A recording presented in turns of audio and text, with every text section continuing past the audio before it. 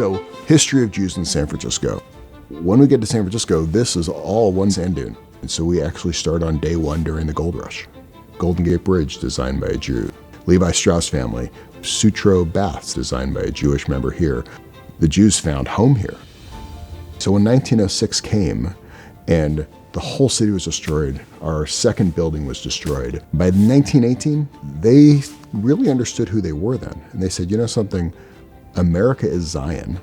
And if America is Zion, San Francisco is Jerusalem. And if San Francisco is Jerusalem, we better build the third temple. And so this is designed after the second temple.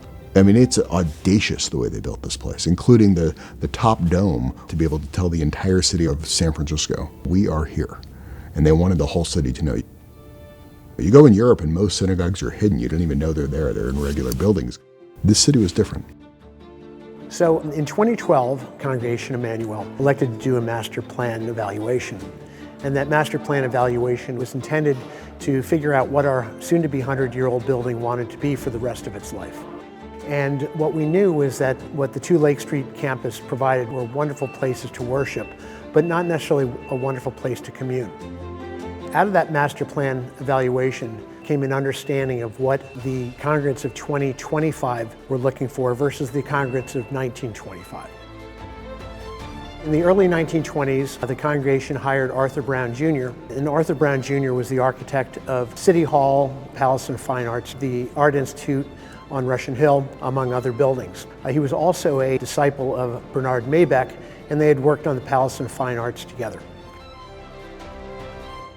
When you've got the opportunity to take a building that's going to be 100 years old, keep the history, but make it useful for today and for the next 100 years, like, you just got to do it. The scope of work is to build effectively 30,000 square feet of space, much of it communal space. It's also to create a brand new lobby space so that this place can be warm and welcoming. We also upgraded all of our preschool classrooms. Not only improve them, but take them from the lower basement areas and move them all the way to the 5th floor.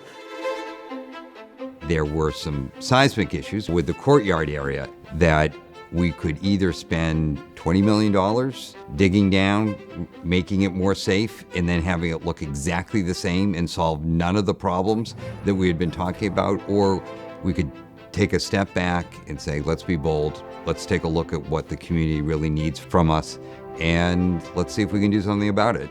And so now we get to keep the beauty and keep the history, but have spaces that are built for what we need them to do.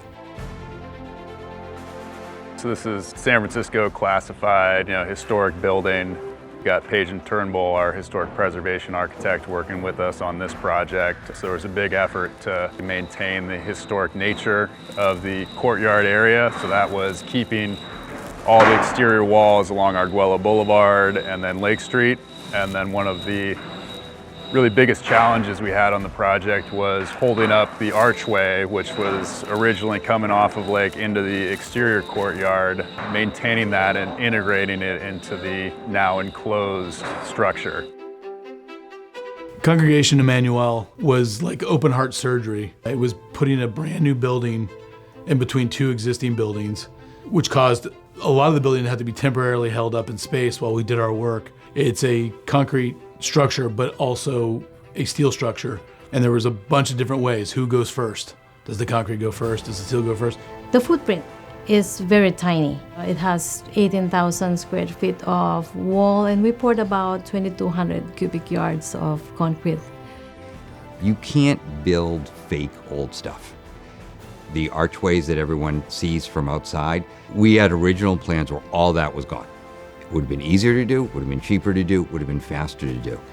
But they're beautiful, and they give, once you're both from the outside and inside, this sense of purpose that you couldn't build today if you wanted to. It's been one of the very toughest projects I've been on, and I say that just for the fact of such an older building, certain historic values, what's got to remain, what's unknown. We're taking an older existing building and refreshing it to a point of areas that definitely needed upgrading and areas to keep in their historic value. I mean, to me, not being a construction person, I never realized like how much of a science project this was going to be. Like, this is just applied science every day.